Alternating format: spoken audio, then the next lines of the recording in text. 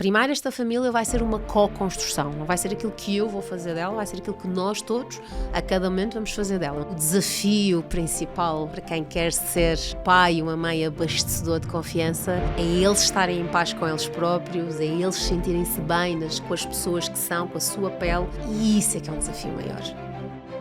Isto é o que nos faz melhor, se há aqui reparação entre eu, tu, nós, ou não. Pronto, e acho que aquilo que dói mais... Olá Marcela. Olá Mafalda. Olá Filipa. Olá, ambas. Sejam bem-vindas ao nosso podcast para um divórcio mais consciente. Marcela, hoje temos aqui uma grande convidada. É verdade, hoje temos aqui uma convidada, a Filipa Jardim da Silva, psicóloga clínica, especializada em Psicologia Clínica da Saúde, fundadora e diretora clínica Transformar, autor e presença regular na televisão a comentar temas de saúde mental. Em 2025 lançou o livro Síndrome da Impostora, convidando-nos a reconhecer e a aceitar as nossas fragilidades e a questionar narrativas autoimpostas de perfeição, comparação e ansiedade e a cultivar uma confiança mais autêntica. Bem-vinda, Filipe. Obrigada. Obrigada pela apresentação. Nós já te seguimos há bastante tempo, mesmo muito. Eu lembro-me de ti antes do Covid. Ai, sim, já tem algum tempo. Já há bastante tempo. E logo na altura simpatizámos com a tua forma de comunicar. Estavas em temas um bocadinho diferentes dos que hoje abordas. E é também muito bonito ver esta transformação das pessoas ao longo do tempo, não é? Mas convidámos-te para falar sobre o teu mais recente livro. Tu já tens outros anteriores, mas sobre o mais recente livro, porque nós, na nossa prática, no nosso dia-a-dia pessoal e profissional, deparamos-nos muito com a questão do síndrome do impostor. Tu quiseste falar do síndrome da impostora no feminino. Foi propositado? Foi propositado no sentido em que, pelo menos a evidência diz-nos que, estatisticamente, a prevalência é superior nas mulheres. Claro que nós podemos aqui colocar algumas hipóteses de algumas variáveis parasita desta contaminação de resultados. Porquê? Porque há ainda muito uma cultura de vergonha e silêncio nos homens e, portanto, isto pode sempre contaminar. Mas a verdade é que os estudos nos têm mostrado que a prevalência é superior nas mulheres e também temos um contexto ainda muito social, muito assente no patriarcado, portanto ainda à data de hoje existe uma pressão e uma expectativa superior sobre as mulheres, que é um terreno muito fértil precisamente para o desenvolvimento de algo como a síndrome da impostora. Então por isso assumi que iria falar no feminino, convidando todos os homens a sentirem-se também incluídos, e o feedback de muitos homens também tem sido positivo. Simplesmente nós habituamos a ler no masculino, agora é um bocadinho este convite ao contrário neste livro, que é os homens lerem no feminino. Que interessante. Portanto, também tentar contrariar um bocadinho aquela tendência do masculino generalizado. E então, olha, boa ideia. Mas serve perfeitamente, eu li o livro, portanto serve perfeitamente para os homens também que queiram. Provavelmente todo o esquema que acontece dentro das pessoas, a sua construção é idêntica em homens e mulheres. Achei muito interessante estares a falar de que pode haver o viés do facto dos homens não identificarem ou não quererem expressar os sinais que podem, de facto... terem essa permissão social e cultural. Exatamente. Para tal. Que pode ser não assumir objetivamente para fora, mas também pode até nem sequer conseguir identificar por não estarem tão treinados a procurar esses sinais dentro de si. Sim, isso continua a ser uma barreira em relação aos homens. Há esta não permissão para eu dizer que tenho medos, para eu dizer que tenho vulnerabilidades, para eu dizer que não me sinto tão bom como. E, portanto, aqui nós temos um fator vantagem, que é verbalizamos mais e temos essa permissão para, entre nós até, para verbalizar mais.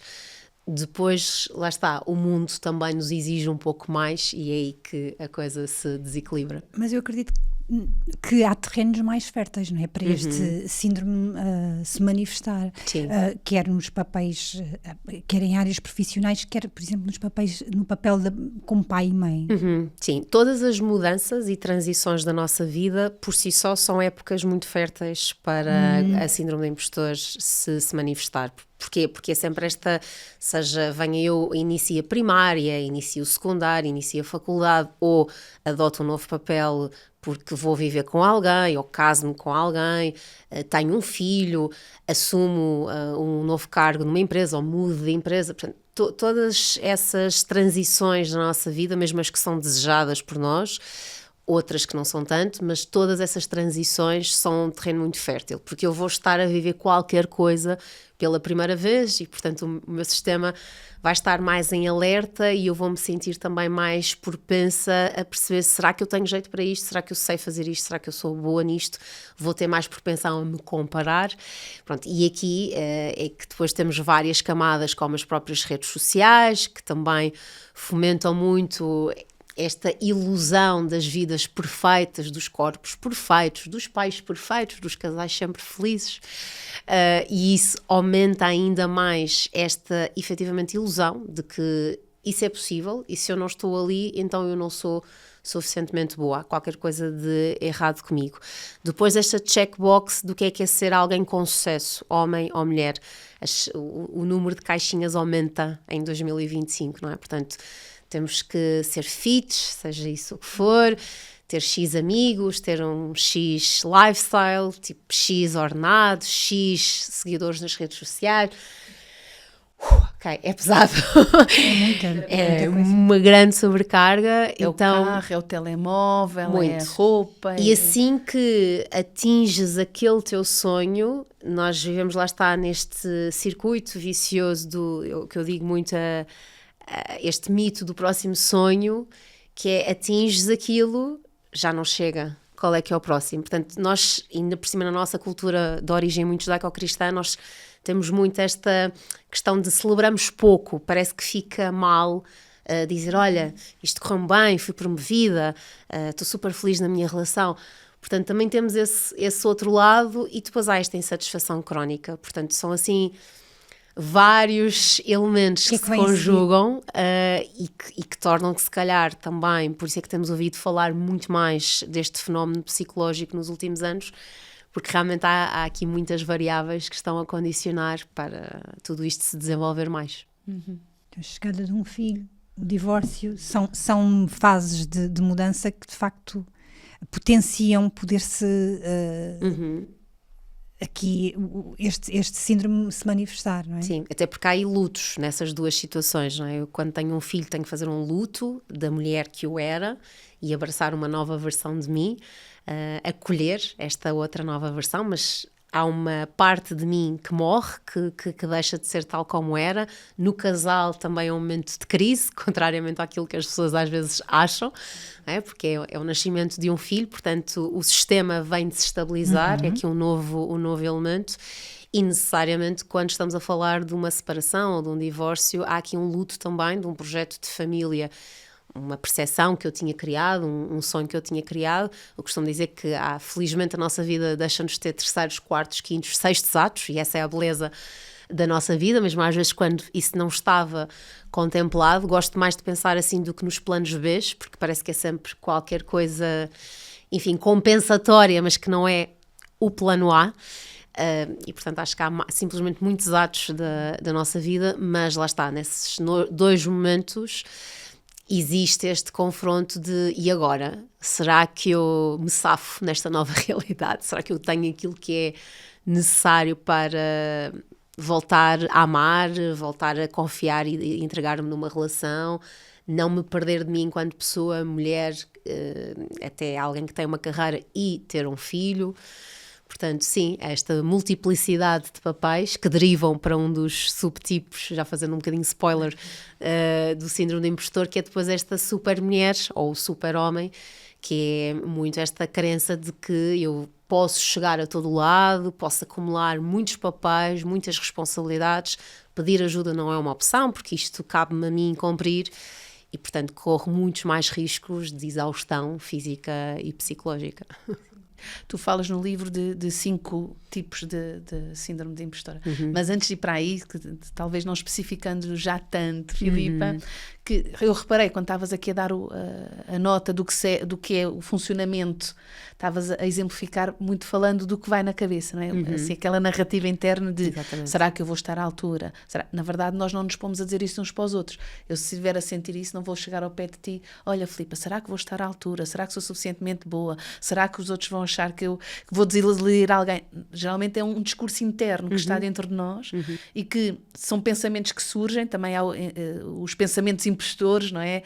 São pensamentos que surgem e que depois, em função da sua frequência, da sua intensidade, do quão nos perturbam e nos podem tornar menos funcionais, poderá ser ou não um síndrome. Perfeito. É mesmo isto a síndrome do impostor. Okay. Obrigada por teres clarificado. Exatamente. E tocaste aí precisamente nos pontos que a diferenciam, por exemplo, daquilo que é uma insegurança saudável.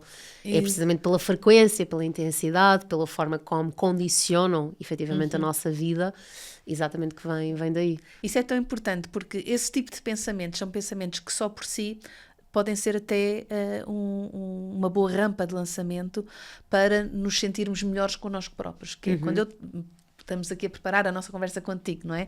E surge o pensamento, será que estamos à altura de falar e honrar o livro que a Filipa escreveu? Este pensamento pode-me conduzir ok, eu quero estar à altura disso, então vou-me preparar melhor, vou ler bem, vou ter a certeza, sem entrar na escalada de cada vez melhor e mais, e ainda falta saber mais isto da Filipa, ainda tenho que verificar mais aquilo da Filipa, ainda tenho que começar neste crescendo, não é? Portanto, há um ponto de partida que é útil, que é, olha, perguntar-me se estou preparada, isto é mesmo para mim, sem dúvida. As expectativas que os outros têm são realistas, ou é melhor eu fazer assim um stop de olha, Filipa, não contes assim tanto, eu tenho alguma experiência, porém, não é? E também termos esta abertura de falar para o outro. Sim, e a autocrítica é um aspecto fundamental. Em nós, não é? Portanto, esta capacidade de nos autoquestionarmos.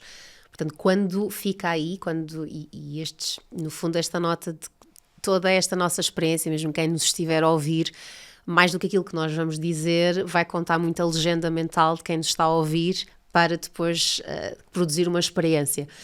E, portanto, aqui é igual, mais do que aquilo que vai acontecendo, a dita realidade real, o que vai construindo a nossa experiência são as nossas legendas internas.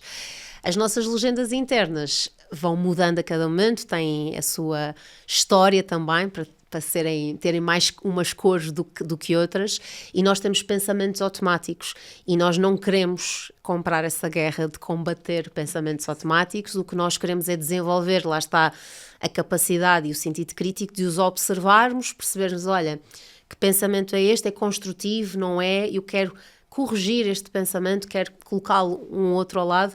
Então é muito isto que é, será que eu vou ser capaz de acrescentar valor neste podcast? Olha, o que é acrescentar valor? Um passo atrás. Então, em função disso, o que é que tu precisas para aumentar a probabilidade de... Muito bem, QB. E se isto me motiva, e se isto me traz brio profissional, e se isto me traz foco, check. Agora, perigos. Isto poderia-me trazer procrastinação. Ai, Mafalda, Marcela, não dá esta semana, não dá no próximo mês, não dá daqui a 2 meses. Mas porquê é que não dá? A Filipa não quer vir? Não posso, porque acho que ainda me tenho que preparar melhor. Pronto, porque acho que isto ainda não chega. Ou porque é mesmo a procrastinação de estou tão nervosa com isto, elas vão perceber que eu sou uma fraude, elas ficaram a achar que eu era uma pessoa inteligente através do livro. E afinal vão descobrir que não é? Mas a pessoa às vezes na sua narrativa interna também não tem essa clareza de perceber que está-se a boicotar. Não tem. Nós cegamos na nossa narrativa interna. A maior parte de nós perde completamente de vista essa percepção. Por isso é que eu convido muito a que todos nós, no nosso dia-a-dia, nos nossos diálogos externos, possamos dizer qualquer coisa como: olha, Marcela, na minha opinião, esse cartão é muito bonito. Olha, ontem fui ver, Mafalda, aquele concerto que me recomendaste e para mim, na minha opinião, eu acho que, parece-me que isto podem parecer redundâncias verbais, mas é precisamente para manter esta cautela de que é na minha percepção. E depois, quando nós trabalhamos muito a autoobservação, que é o ponto de partida para trabalharmos qualquer questão de síndrome de impostora, ou para construirmos mais saúde mental de uma forma geral, é sempre a autoobservação, para eu ter esta noção de, neste momento, o que é que eu estou a pensar. É só um pensamento, não é uma realidade absoluta. O que é que eu estou a sentir? Que é outra coisa que muitas vezes não há vocabulário emocional. O que é que eu estou a sentir? Sentir o quê? Cócegas, tensão muscular? Não, emoção. Alegria, tristeza, zanga, medo, surpresa. E experiências físicas, não é? Como é que está o ritmo cardíaco, tensão muscular, pronto, temperatura. Não há muito esse treino, não é? Nós somos mais fazedores do que seres humanos, portanto habituamos muito a fazer. Não é? Acho que é Exato. muito fazedores e pensadores. Pensadores e fazedores, somos Exato. muito pouco corporais, não é? Englobamos pouco esta experiência global. Então é muito esse por aí o desafio de trazermos mais esta auto-observação. Depois, o segundo desafio, com curiosidade e não culpa, porque às vezes quando trazemos a auto-observação ficamos na culpa.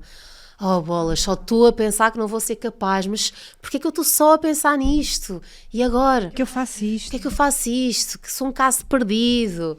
Já tentei, já são anos de terapia, eu sou mesmo um caso perdido.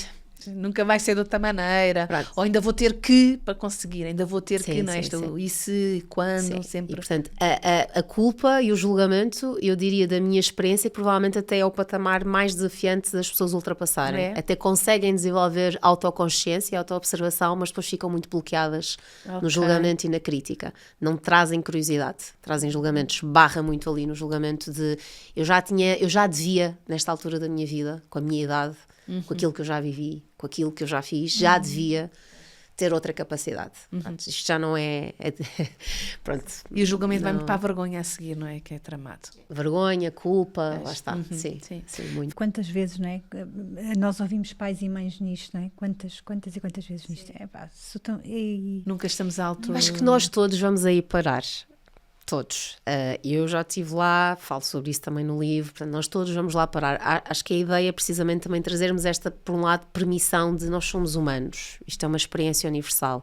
Novamente, qual é que é a intensidade e a frequência desta experiência e o quanto é que ela impacta na minha vida, como é que ela influencia o meu humor, a forma de me dar com as pessoas, as oportunidades a que eu digo que sim ou que digo que não. Prazer que tenho nas coisas que estou a fazer, não é? Prazer, que é tão Sim, importante. sim. Não é?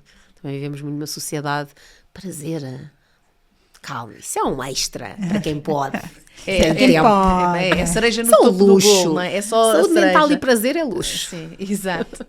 Fico aqui a pensar em duas coisas, Filipe. Uma, nisto dos pensamentos, tu disseste aí, e acho que vale a pena reforçar assim de forma muito clara, que é, os nossos pensamentos são os nossos pensamentos, não são a verdade. Não. São coisas que nós estamos a pensar. Eventualmente, alguns deles, muitos deles, são a nossa verdade. Só sempre. Outros nem sequer...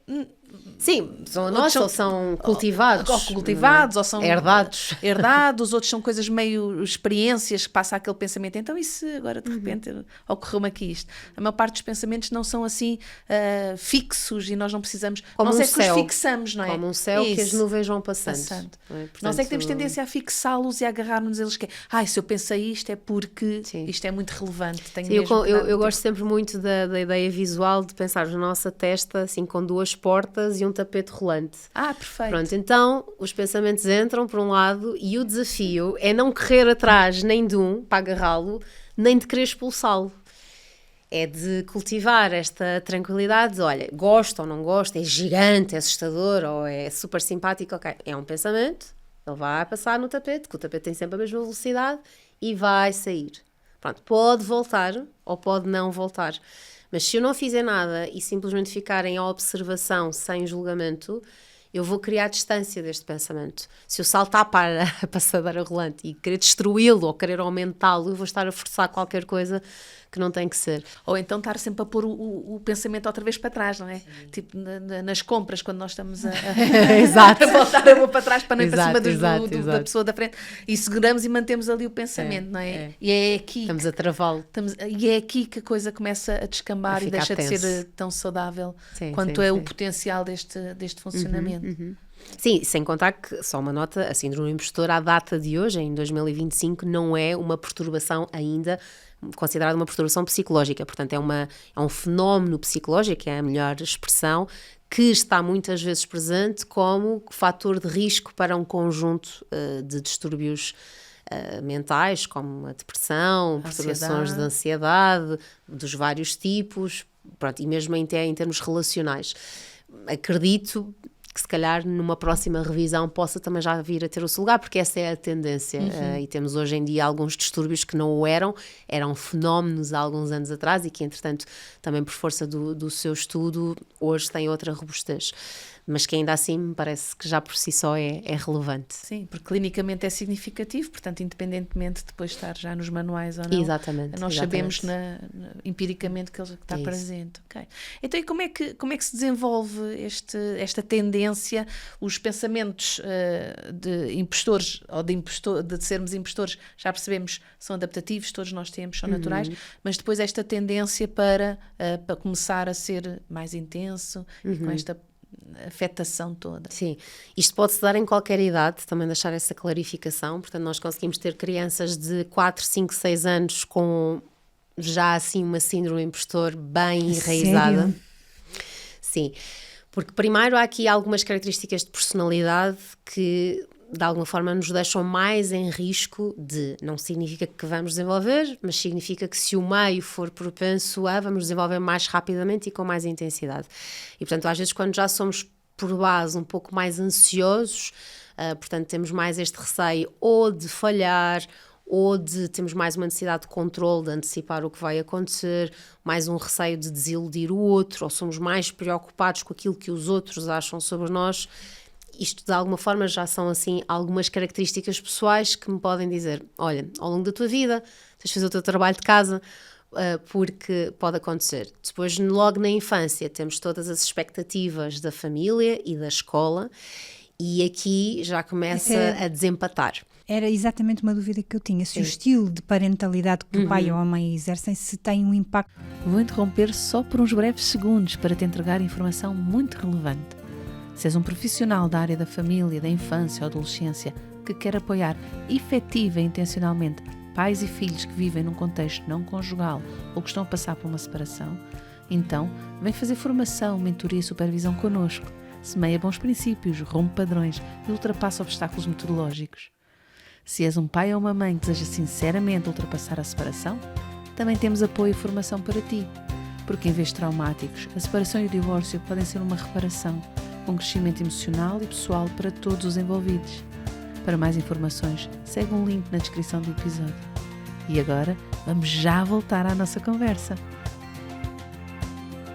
Era exatamente uma dúvida que eu tinha, se o estilo de parentalidade que o pai ou a mãe exercem, se tem um impacto depois na criança. Tem impacto. Ou seja, normalmente quando nós temos, por exemplo, pais que são muito exigentes, portanto muito perfeccionistas, que são avessos ao erro e portanto não dão margem da criança errar, que estão sempre à espera que ela esteja no seu patamar excelente, mais do que excelente, permanentemente, portanto exigem que ela seja a melhor, exigem que ela seja ótima, rápida, que acerta à primeira, ou por exemplo quando a comparam com um irmão, com um primo, com alguém, portanto há esta questão da comparação que também estimula aqui rivalidade e esta sensação de que eu por mim só não chego, eu tenho que ser bom ou tenho que me comportar de determinada maneira para ser aceite, e é sempre aqui que nós vamos parar, porque nós em pequeninos precisamos profundamente de ser aceites, de ser amados por estas pessoas que são a nossa família, e vale tudo para isso, vale mesmo tudo.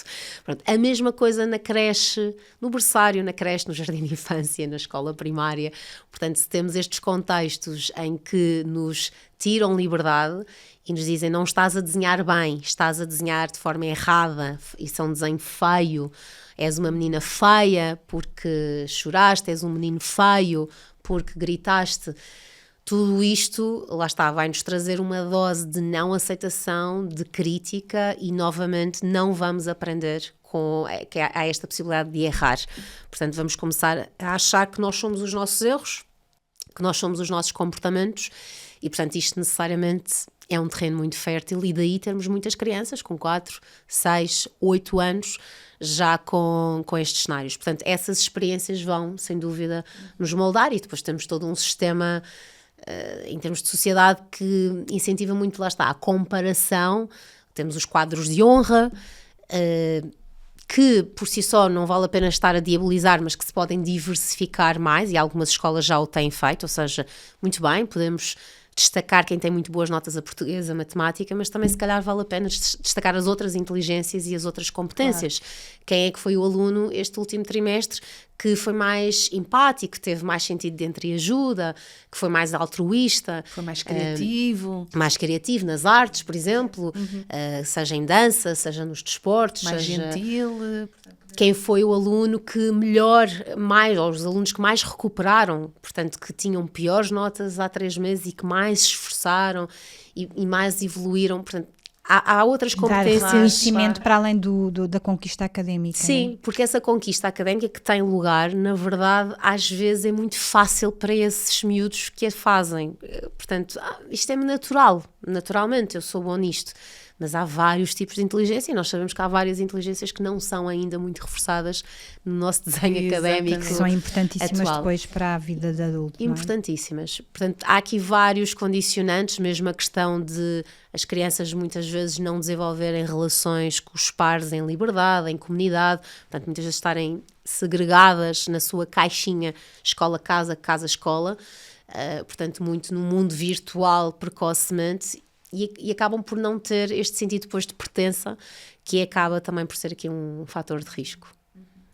No livro falas do que acabaste de explicar, não é? Desta hiperexigência, mas também falas do oposto, que é grandes doses de elogio, pouco fundados, em coisas concretas, vazios, não é? Que é o elogio pelo elogio, és fabuloso, és incrível, és extraordinário, não é? Não importa nada, e na verdade os nossos filhos são incríveis e são extraordinários, mas esse elogio que vem só de embelezar uma coisa que não vem de uma ligação e de uma conexão, porque quando nós estamos muito ligados e conectados não precisamos assim tantos elogios para os nossos filhos sentirem vistos e amados, não é?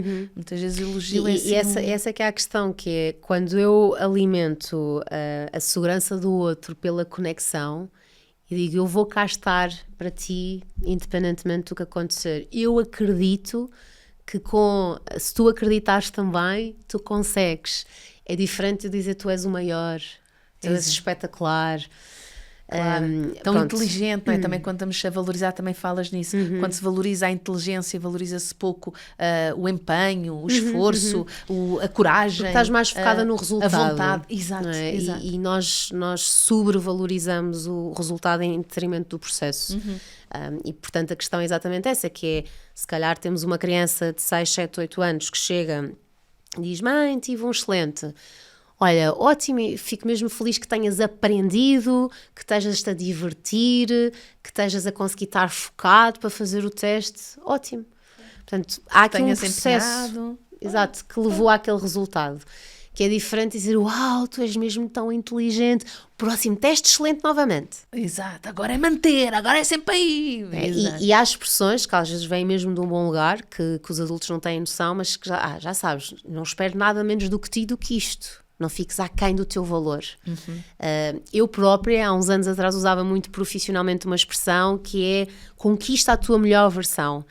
E apercebi-me em algum momento que isto já não me estava a encaixar, porque é que eu tenho que conquistar a minha melhor versão? Será que eu não posso conquistar uma boa versão, suficientemente boa versão de mim? Ou a que tenho já não chega, não posso só manter a minha versão. Portanto, é sempre tirar essa carga de cima de nós, não é? E às vezes são expressões que nós dizemos, lá está, de um lugar de uma boa intenção. Sim, claro. Mas já estamos na rodinha. Exato, já lá estamos. Tu deste também ali um exemplo giro no teu livro de uma criança que às tantas fingia que não estava a estudar, porque quem tem boas notas, os inteligentes não estudam, não é? Então queria manter as boas notas, mas tinha que fingir que não estudava, que era quando a mãe entrava no quarto, fingia que não estava a estudar, porque as meninas inteligentes nem de estudar precisam. Sim, lá está, que é outro viés cognitivo que nós temos.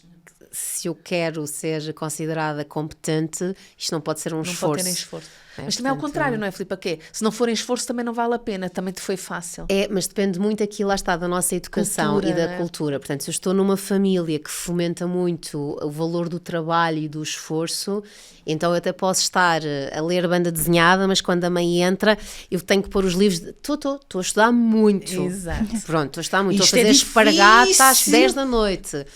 Pronto, isto é muito difícil, estou-me a empenhar muito. Pronto, e aqui, novamente, sou aceite no meu meio, porque no meu meio o que eles querem é o esforço, o trabalho, tudo o que tem valor tem que ser suado. Pronto, outros contextos não, se tu és inteligente, se estudas mais do que meia hora, como é que é? Filho meu não é cá para se esforçar, isto temos que reconhecer o nosso gênio natural. Portanto, então aí eu escondo. Portanto, lá está, depende muito daquilo que as pessoas à minha volta esperam de mim, e a questão é que às vezes nós demoramos muito tempo até perceber que, na verdade, o que nós achamos sobre nós na infância, na adolescência e no início da vida adulta é fortemente uma grande co-construção daquilo que os outros acham sobre nós e acreditam sobre nós. Então, por isso é que nós precisamos tanto de ter um treinador de emoções, como eu digo ao meu filho mais velho, um psicólogo, que nos ajude a tirar estas camadas e a perceber quem é que eu sou, como é que eu me vejo, que características é que realmente assentam-me no dia de hoje e não lá atrás, não é? Porque senão isto ficamos todos cheios de post-its e, portanto, ao final do dia precisamos andar a tirar post-its que não são nossos, são percepções dos outros. O que também é natural, eu também acho que é preciso nós sentirmos com naturalidade estes ciclos da vida, não é? Em criança os adultos à nossa volta ajudam-nos a fazer isso, não é? O que é que a sociedade espera, como é que as coisas funcionam, como é que a vida dão-nos essa estrutura, essa orientação, que às vezes é um bocado limitante, às vezes é um bocado doída, e quando se crê, quando se espera que seja saudável, mesmo assim vai haver esses constrangimentos. Faz parte de socializarmos-nos uns aos outros, não é? Sobretudo os adultos maduros. Também naturalizar isso. também isto. Toda E também é natural. Vai ter feridas de crescimento. Faz parte. E faz parte de socializarem-nos. É assim, nós socializamos uns aos outros. E depois faz parte, quando somos mais maduros, perceber, ok, parte disto foi socializado e faz parte também do ciclo da vida eu encontrar a minha verdadeira natureza e ficar em paz com a socialização que foi sendo feita e escolher o que é que eu quero que me serve, o que é que já não serve. Faz parte da fase da adulta madura, não é? Sim, esse empoderamento também é fundamental, reconhecer isso.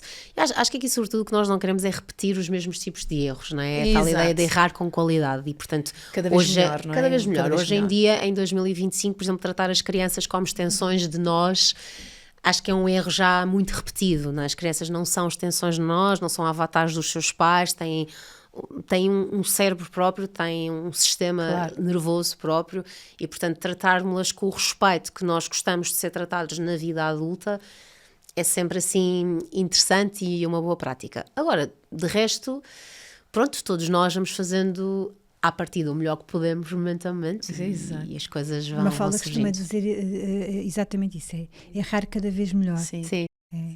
Não é não errar, é errar cada vez. E o cada vez melhor nesse sentido de diferente. De novos aprender, erros. Novos erros é bom. Não estar a repetir os mesmos. Novos erros é bom. Também conseguir mais rapidamente detectar que é um erro já é errar melhor. Conseguir corrigir mais rapidamente aquilo que é possível corrigir também já é errar melhor. Exatamente. Conseguir pedir desculpa a quem afetámos com os nossos erros também já é errar esta melhor. Responsabilidade. Exatamente. Portanto, que é diferente de culpa. É bem diferente de culpa, exatamente.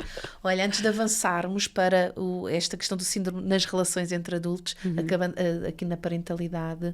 Não, ainda queres... eu tenho uma curiosidade. Ok, boa. Que não quero deixar passar e a Filipe ir-se embora sem eu. Ok, então, mas só antes disso, Marcela. Está bem. Porque eu acho que é importante, sinceramente, que estamos a dar exemplos na relação com os nossos filhos. E há um exemplo que às vezes os pais às vezes esquecem que é importante, que é, às vezes estão a fazer a interação com os filhos até adequada, com esses cuidados linguísticos, com esses cuidados relacionais, e esquecem-se que os filhos nos observam. E mesmo quando nós temos esse cuidado com os nossos filhos, se estivermos a comportar de uma forma diferente com outros, vicariamente eles vão perceber que a mãe espera isto das pessoas, o pai espera isto. E, portanto, mesmo que eu não exija ao meu filho esse top, estou sempre a criticar os outros porque não estão no top. Ou Critico a mim própria. Exatamente. Que não estou no top, não é? Estamos a dar um exemplo e pensamos que não, porque quando nos dirigimos a ele não é nesse tom, nem nesse contexto, mas na realidade eles estão-nos a observar. Isso muitas vezes acontece em terapia. Tenho muitas vezes este exemplo de eu não sei como é que vim cá parar, imaginem um adulto de 20 e tal anos, 30, 40, 50, eu não sei como é que vim cá parar este sítio em que não me acho o suficiente, porque na verdade nunca tive ninguém que me dissesse isso. Nunca tive ninguém que me dissesse isso.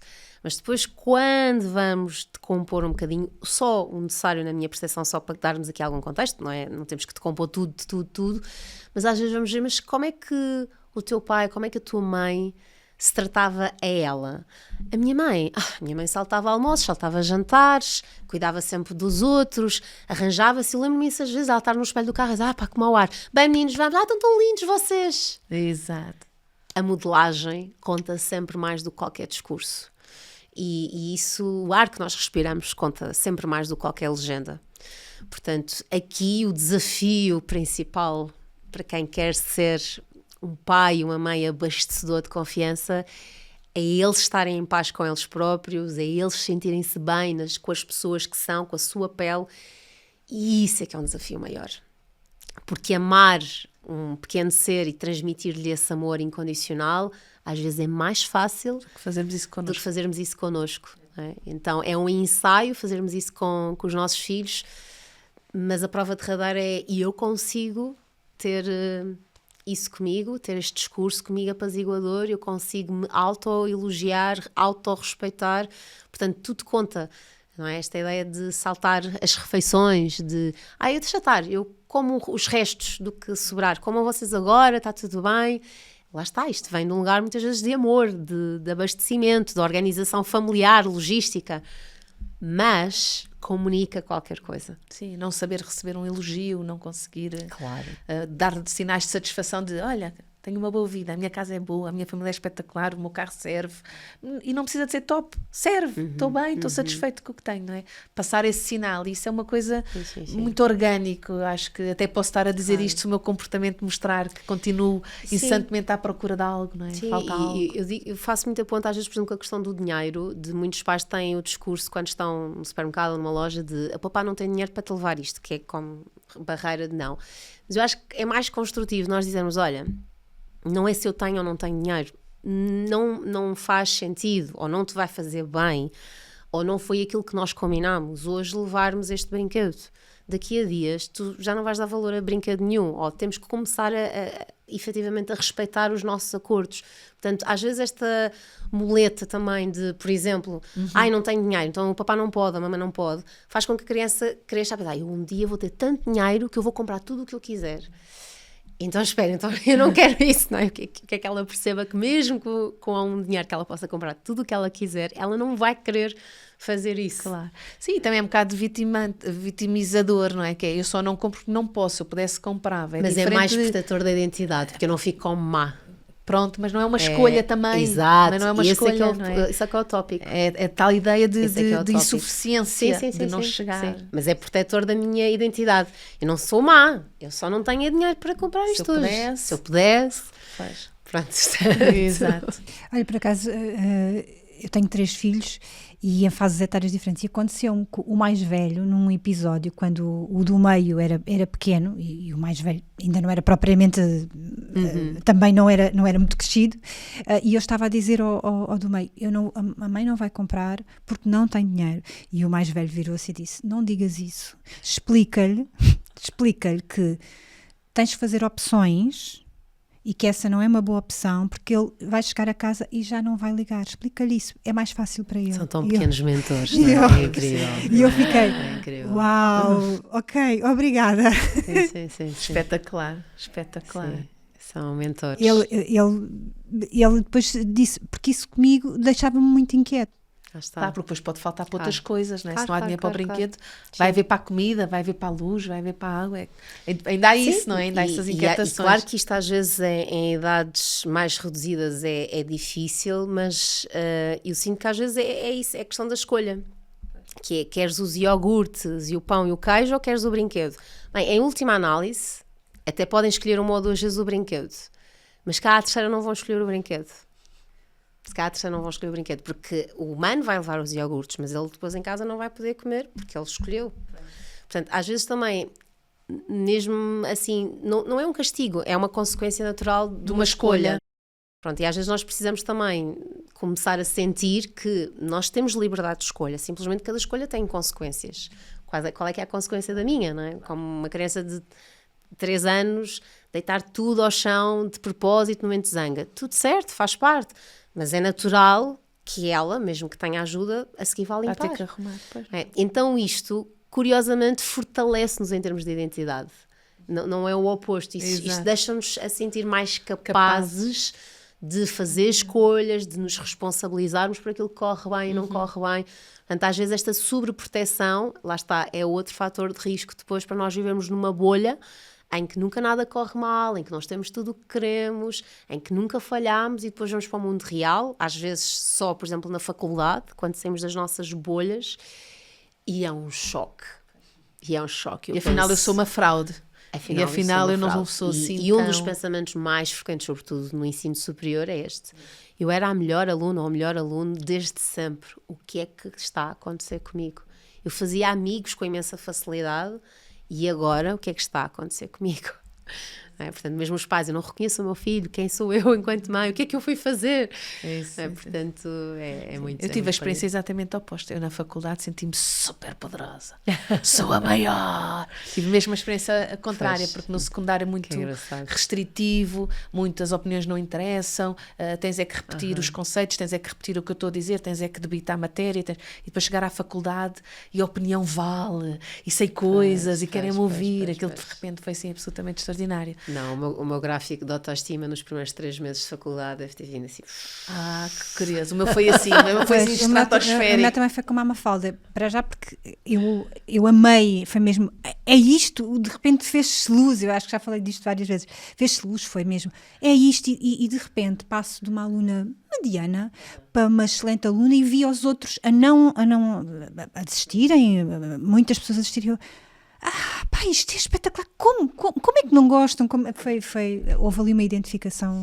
No meu caso tinha mais a ver com a questão dos pares, ou seja, eu já vinha da Madeira, sim, é uma mudança. Lisboa, 2002, portanto faz mais diferença. Depois vinha de um grupo de secundário com muitos amigos rapazes, vou para o ISPA. Só mulheres. Só mulheres. E portanto foi aquela sensação de... Elas vestem-se de uma maneira diferente de mim, elas são muito mais giras, elas falam de uma maneira diferente, elas. Muitas mudanças. Pois. Claro. Pois, mas não quero deixar a Filipe ir embora, não é? Agora. Sem aqui esta ajuda de tentar perceber, nós acompanhamos muitas famílias recompostas, não é? E eu, quando estava aqui a preparar a entrevista, a nossa conversa, ocorreu-me isto, não é? Até que ponto nas famílias recompostas que passam, e estas são questões que nos trazem com muitas vezes, que é as madrastas, os padrastos sentem-se sempre muito pouco suficientes, não é? E até que ponto aqui este síndrome da impostora, vamos aqui manter aqui no feminino, não é amplificado nestas famílias, não é? É naturalmente amplificado. Portanto, lá está, nós temos um novo desenho familiar, novos papéis, um novo sistema em que cada um vai procurar encontrar o seu lugar e, portanto, temos aqui um múltiplo sistema, não é? Portanto, eu sou a companheira ou o companheiro de alguém e, de repente, tenho filhos, crianças, uns são meus, uns são dele ou são dela. Quem é que eu sou em relação àquelas outras crianças? E depois é encontrar este lugar de... Ok, eu não sou a mãe ou o pai deles, mas eu vou ser uma figura de referência, feminina ou masculina, e isso também me dá algum dever de cuidado. Eu sou mãe e pai destes, mas quero criar aqui também um sistema de inclusão. Depois tenho novos sogros, depois tenho novos cunhados, depois tenho novos grupos de amigos, depois tenho os pais dos filhos que não são meus. Portanto, há aqui muito esta sensação de, será que me vão aceitar? Será que vão gostar de mim? Nós vamos aqui a um lugar mesmo muito primário de precisamente aceitação, de valorização. E é fácil entrarmos nisto da comparação, não é? Com claro. A outra família, com a história que a outra pessoa já traz. Claro, não é? Claro. Nestas situações isto não acontecia, ou isto acontecia, a minha mãe ou o meu pai deixam-me fazer isso e tu não me estás a deixar. Bem que a minha avó me tinha dito que... Portanto, muito ruído. Ou na escola, os meus colegas disseram-me que as madrastas ou os padrastos são muito maus, portanto o próprio nome também é pouco simpático, não é? Às vezes vale a pena diferenciarmos e, portanto, esta ideia, pronto, acho que não temos que dar este rótulo tão pesado ou então desconstruir o conceito associado ao rótulo.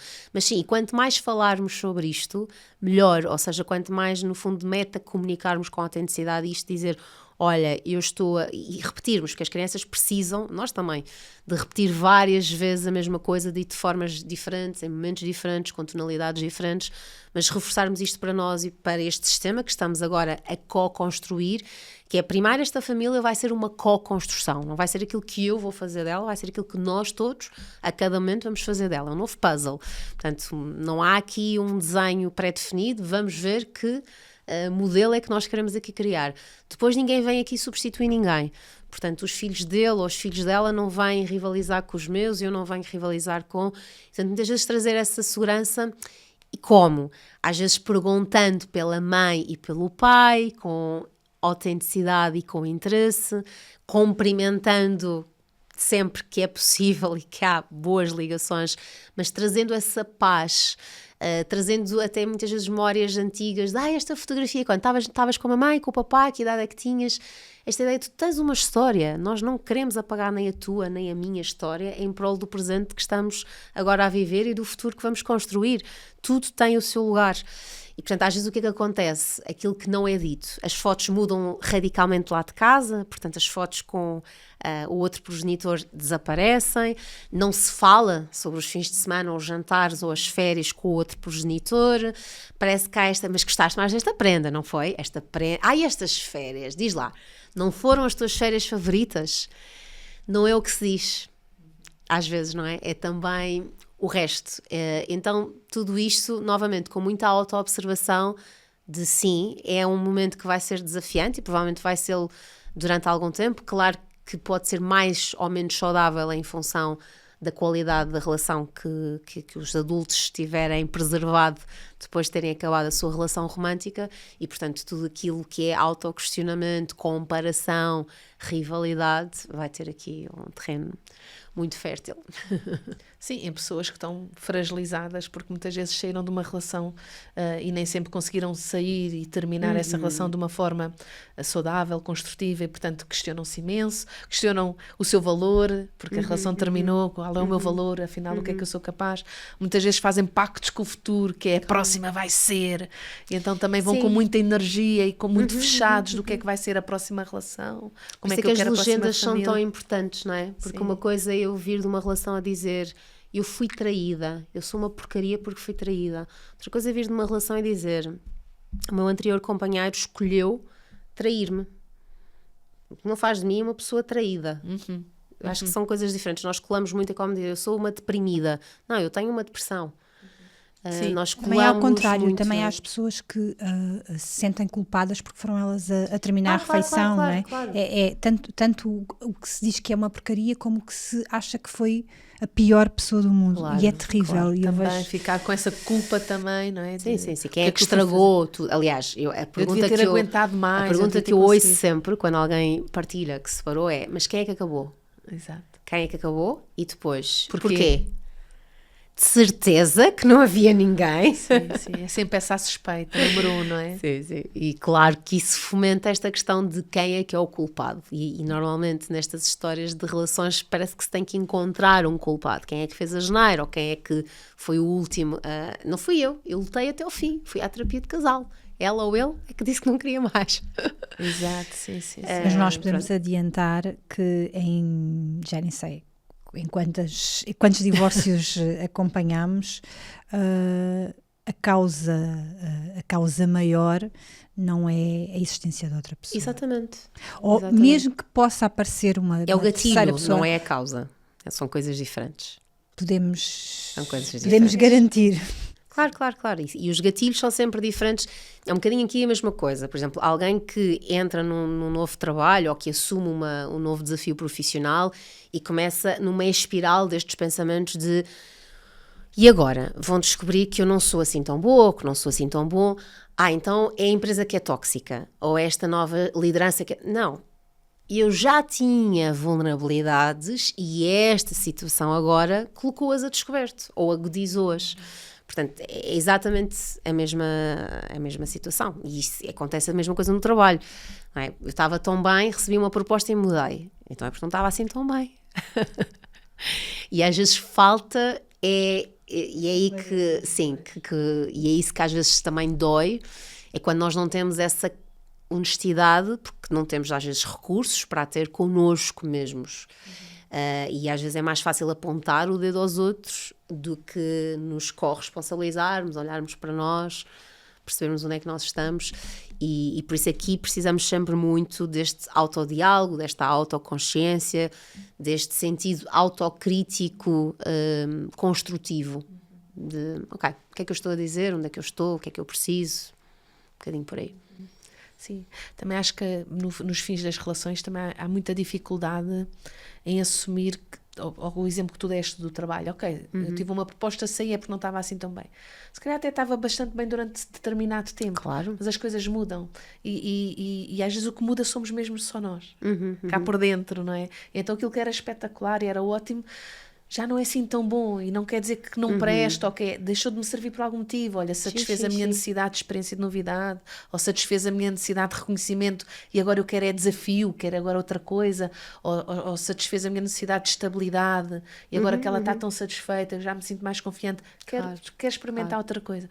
Só que nós aprendemos que o que gera confiança é a consistência, que é, eu não mudo, eu ficarei aqui para sempre desta maneira, a permanência, não é?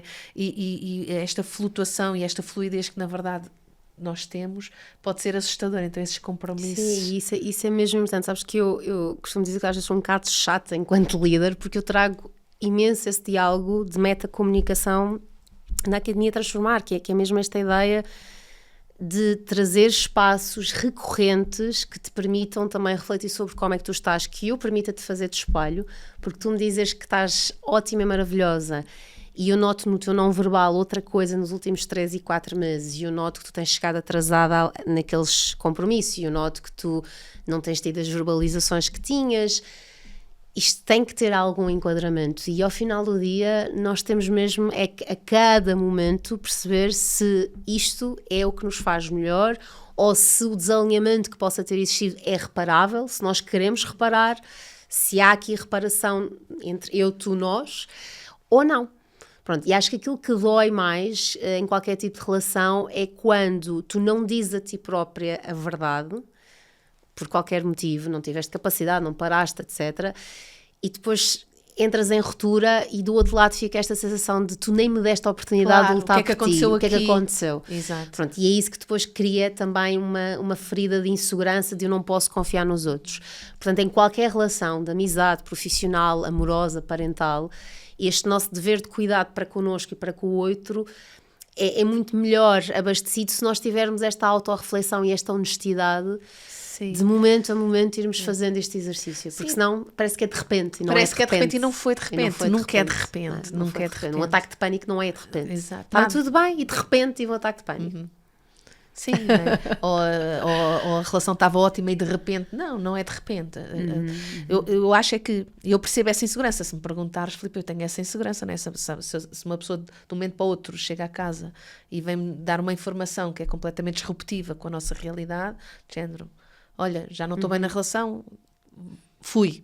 Isto aconteceu-nos, nós já tivemos várias pessoas que lhes aconteceu isto assim. A semana anterior receberam um ramo de flores, na outra a seguir entram em casa, olha, não estamos bem, tchau, vou-me embora. E assim, e voltarem costas. E obviamente que isto é de uma perturbação, nem me quero imaginar num lugar desses. Claro. Porém, daí o investimento depois na qualidade do diálogo, mais do que só no comportamento. Ou seja, como é que aquelas flores me foram entregues? O que é que, e sem ser as flores, qual foi a última vez que nós estivemos em diálogo? Ou seja, quantas, lá está, nas relações amorosas ou qualquer outras, em quantos momentos, às vezes, eu falo com imensas pessoas, mas qual foi a última vez que vocês conversaram sobre vocês? Ou qual foi a última vez que tiveste um momento de feedback e deste feedback à tua liderança direta? Uma vez por ano. Uma vez por ano não dá. Nos aniversários tiramos uma escapadinha. Não dá. Uma relação não é feita de uma noite em 365 dias do ano. Claro. Portanto, e também não é só falar sobre a logística. Exato. Sobre a lista de compras, a onde cooperativa, não é? Para onde é que vamos viajar. é isto que muitas vezes nos deita areia um bocadinho para os olhos e nos distrai de nós próprios, é fazer coisas. E é muito fácil, lá está, eu me entreter, fazer programas a dois sempre acompanhado de amigos, ou ter capacidade financeira, vamos sempre a sítios espetaculares, são tão espetaculares que eu passo o jantar a falar sobre o sítio, não sobre mim. E a tirar as fotografias e tal. Tudo. E aí, se eu for trazer esta lente curiosa, se calhar não é assim tão estranho. Exato. Mas ele levou-me a jantar no último ano, todas as sextas-feiras e...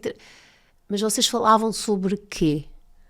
Claro. Não é? Vocês ao longo da semana partilhavam o quê? O que é que tu sentias segurança de e eras acolhida? Pronto.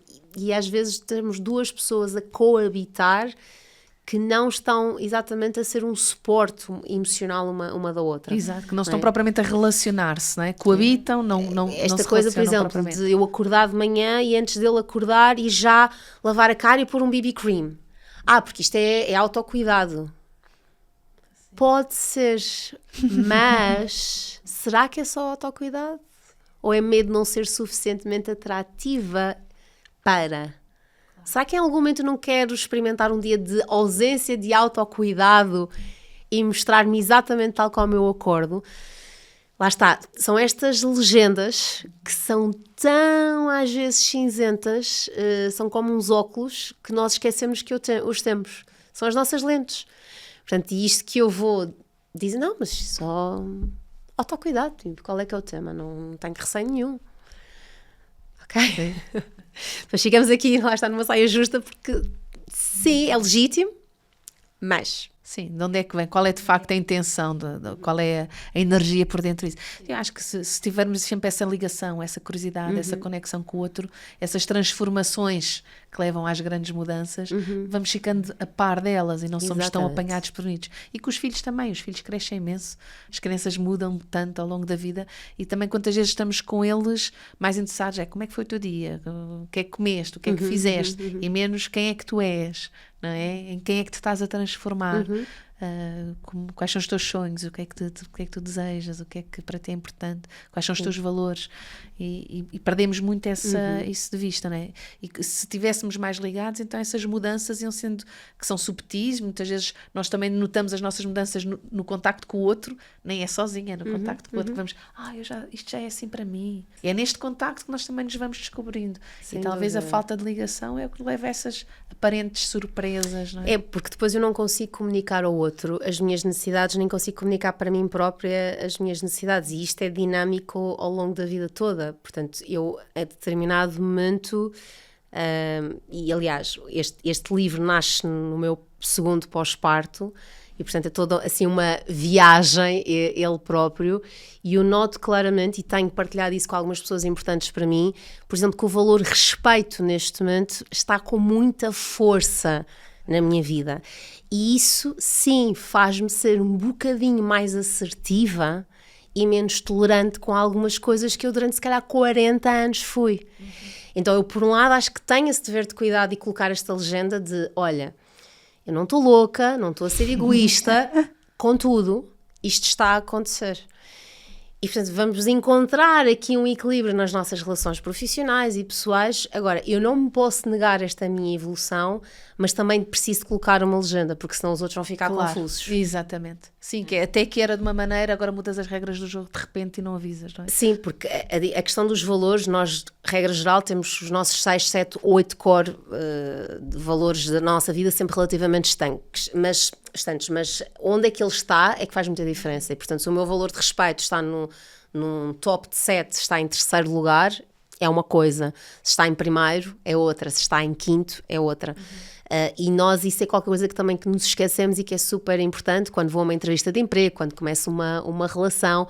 Qual é que é o meu top valores? Reconstituir uma família. Reconstituir uma família. Isso é super importante, não é? À data de hoje, porque senão e às vezes também já vi isso, de pessoas a alcançarem os seus objetivos, e já me aconteceu receber pessoas que fizeram trabalhos muito focados em objetivos, alcançaram e depois passado 3, 4, 5 meses tinham a vida destruída. E portanto lembro-me sempre desta enfermeira que fez todo um trabalho de coaching de carreira e eu vou ser, e foi, e chegou lá. A questão é que ela esqueceu-se, quando estava neste plano destas metas, de olhar de uma forma holística e integrada para todos os valores dela, para todas as áreas de vida. E ela tinha um valor de presença muito importante e muito valioso para ela. E ela não contemplou isso, porque aquele trabalho, aquele cargo, fazia com que ela não estivesse tão presente para os filhos pequenos, para o marido. E, portanto, passado 3 meses, 4 meses, ela tinha aquele ordenado, ela tinha aquele estatuto, ela tinha aquela posição e ela estava destruída. Pronto, portanto, eu tenho que, de uma forma sempre aqui muito holística e sistémica, olhar e perceber, quando eu quero este objetivo, isto respeita os meus valores, como é que isto impacta as minhas outras dimensões de vida. E é isto que muitas vezes, por exemplo, aqui, eu posso me sentir uma fraude. Porque então alcancei o meu objetivo e não estou feliz. Exato. Não fui feita para este cargo. Não, se calhar por ter alcançado tenho tudo para ele. Simplesmente ele, se calhar, neste momento, não é aquilo que mais casa, considerando a minha etapa de vida. Se calhar daqui a 10 anos... Está a preencher as minhas necessidades do momento. Exatamente. Se calhar daqui a 10 anos tudo certo. E isso é muito importante, nós irmos reconhecendo, lá está, momento a momento, e termos essa liberdade, esse espaço nos nossos sistemas. Sim, estava aqui a pensar, ou então até é assim, é perfeito, era exatamente aquilo que eu achava, porém descobri coisas que não sabia. Exatamente. E aquilo que parecia extraordinário tem as suas coisas extraordinárias, porém eu agora faço um balanço porque tenho mais informação. Exatamente. E se calhar já não me serve tão bem, ou fazendo aqui o equilíbrio entre as coisas, talvez eu prefira outra coisa. E não quer dizer que tenhamos sido uma fraude ou impostores, ou andámos a enganar ninguém. Não é? Consegui. Tá, exato. E agora é um erro, eu aprendo com ele. Exato, pronto. Ou não foi um erro, foi um caminho e que chegámos lá e agora vejo mais uma experiência. outra coisa, sim. E nós muitas vezes, as pessoas dizem, eu repito tantas vezes o mesmo erro. Não, pensem numa escada em caracol, não é? Em caracol é a espiral. É noutro nível. É noutro nível, não é? Eu estou no 7º piso daquela perspectiva que é muito semelhante à do primeiro, mas olha como o ângulo é outro. Exatamente. E nós vamos revisitar situações parecidas, dores parecidas, falhas parecidas, mas se calhar não são exatamente iguais. Isso faz muita diferença. Estamos a chegar ao fim, acreditam? Passou a voar. Foi um pulinho. Filipa, antes de irmos embora, queremos 2 coisas. Uma delas, gostávamos de, agora que tivemos aqui esta conversa, conhecemos aqui também um pouco melhor, e que estás aqui no nosso podcast para um divórcio mais consciente.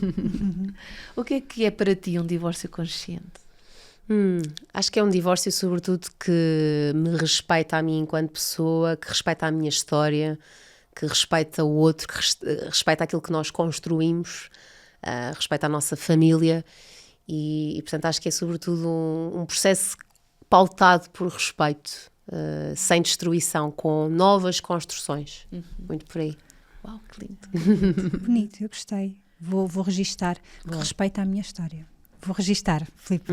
Boa, obrigada. A Ermelinda faz parte das nossas vidas e também faz parte agora nesta temporada do podcast, porque é nosso está-nos a apoiar nesta viagem, nesta experiência. E nós convidámos-te a escolher um dos vinhos da Ermelinda e tu escolheste o Dona Ermelinda branco. Sim, é verdade. Conta-nos a tua escolha.